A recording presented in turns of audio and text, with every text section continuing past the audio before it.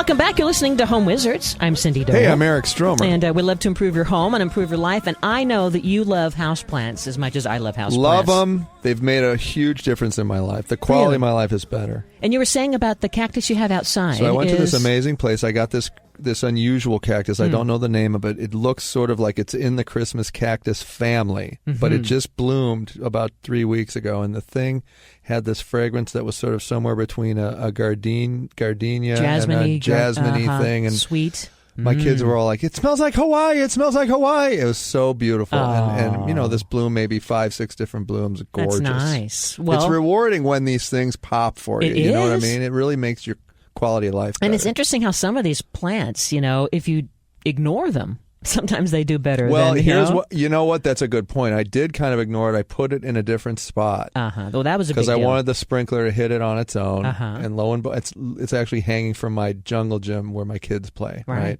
Lo and behold, there it water is. hit it, bloomed, boom. See? Well, so here's a tip. If you are looking for, really, what I would say is the ultimate plant of the season. Yeah. It is the Thanksgiving/Christmas/Easter cactus. And I didn't realize, I just bought the Thanksgiving cactus about a week ago. And what this is, so all three of these are very similar. They're all from Brazil. And they are very, low maintenance, but they have different kinds and different colors of flowers. And so the Thanksgiving cactus is kind of a peach color, but also comes in a light kind of white with pink as well. But then the traditional Christmas cactus is more of a deeper red or bright magenta. And then around Easter time is kind of the similar color. And they all have different times of blooming and different things. So I thought we'd talk about ways to make sure you get the right kind, so it's blooming at the right time and that you're caring for it the right way. Because it's so rewarding, because like you say, once you get it down right, it's going to keep giving back and giving back. And these make great hanging baskets. It's also terrific. It is an indoor houseplant. Yeah, they're gorgeous hanging in a basket, you know, because they do kind of start to trail down for you. It's this big cascade like a waterfall, right? Yeah. So these guys are all from Brazil. So they, I'll tell you, Brazil has produced some beautiful things, but besides the Christmas cactus, I know amazing soccer. I thought you were going to say some dancers. Capoeira, and of course the Brazilian bikini. And the Brazilian haircut. Isn't it there's a Brazilian...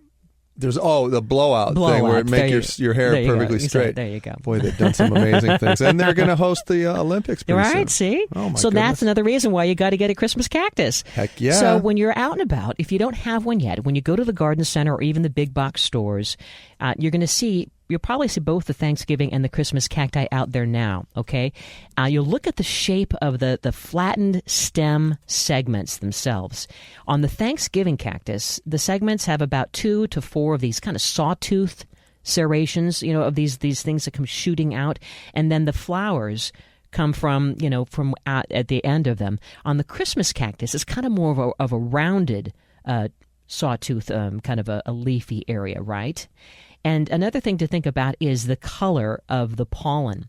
The anthers of the Thanksgiving cactus are kind of yellow, the little stem guys, whereas the Christmas, it's almost like a purplish brown. But either way, load up on both of them, because all you need to do is have some bright light inside. You could have it on a windowsill. You could have it in your family room, in your kitchen, in your living room, having it in the bathroom.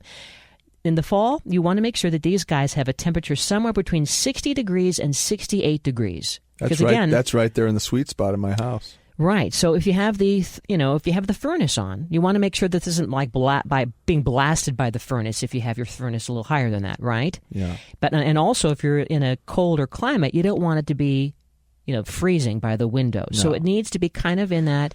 You do have to be careful when it's too close to the glass if you're in a cold climate. Yeah. It'll take the plant right out. Yeah. So that's an important thing to think about. What does it love? The secret of a good flower bud production of the Thanksgiving and the Christmas cactus is basically the length of day and night. Really? It's the length of the day and the night. And it's all about temperature regulation and controlling the light. And now you will be basically a botanist genius. So longer the sun, Well, More of the it bloom? wants long nights. It wants about long nights. It wants Okay. 14 hours or more. So it can rest and get ready to It's bloom. basically like Eric Stromer. Yeah. It wants 14 Thank hours or you. more of continuous, yes, it does. continuous well, darkness. Yes. Okay, continuous darkness. Uh-huh.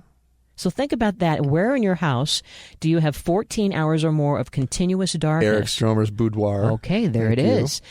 Then it also should be started the long nights for at least 6 weeks, right? And then note that you want to have as little as 2 hours of interrupted lighting, okay?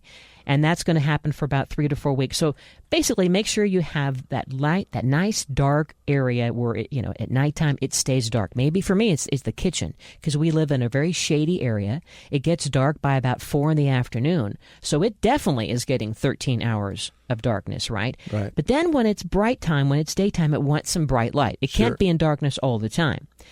Then you want So extremes. You want light and dark extremes. yeah, Gotcha. yeah. Okay. And then just really long evenings where it's just sleeping, Watering and fertilizer. Yeah. The water is key because you only want to water it, when it's dry to the touch. You want it to be kind of moist, but then let it get dry. A lot of Okay. times people overwater these guys. So give it a good soaking, but then wait like about a week or 10 days, and then, okay, it's time again. So if you overwater, the roots they start to rot on you, don't they? Yeah. Yeah. So the idea is, again, you want to make sure the light, you're going to play with the light. It likes bright but indirect light. And it's okay if it gets a little bit of direct sunlight, but definitely not hot. It doesn't like the hot air or the fireplace or even a draft. You know what I mean? Just keep it in that nice 68, maybe even 70-degree range. That's it. And it doesn't mind a little bit of humidity. If you live in a dry environment, it's okay to maybe put your pot, if you have it as a house plant, in a waterproof saucer. Like every week or every week and a half, that's your watering system. Let it fill like an inch of water in the saucer and let it get water from underneath up and let it soak it up. You know what this could do well in my bathroom? Perfect. With the frequency of the showers. It likes It'll a little give bit of you humidity. the humidity. It's got the extreme light and dark. And I think it's about 68 to 72 right there in that room. Yeah, so definitely you don't want to do too much watering because the too much will cause spots from white rot to appear on the leaves. You'll see it. Yeah. And also then the leaves aren't as green and shiny. They kind of get dull. They almost turn gray. Yeah, you want the vibrant color. That's Yeah. the determining factor that you have a healthy plant. And you can also add fertilizer to kind of, pump it up a little bit. Follow the label directions, but you can get a good houseplant type fertilizer. Generally, it should be fertilized maybe 2 to 4 times a year. Come to think of it, I've created essentially a greenhouse in my bathroom. I think you do. It's the exact climate that could grow beautiful, delicate flowers. I think you need to have it. And It's a that greenhouse. must be why my skin It's looks your so dewy. It is. Yeah, It is. yeah. Don't forget to prune the Christmas cactus about a month after it blooms. This is going to encourage the plant to branch out. Yeah. Okay.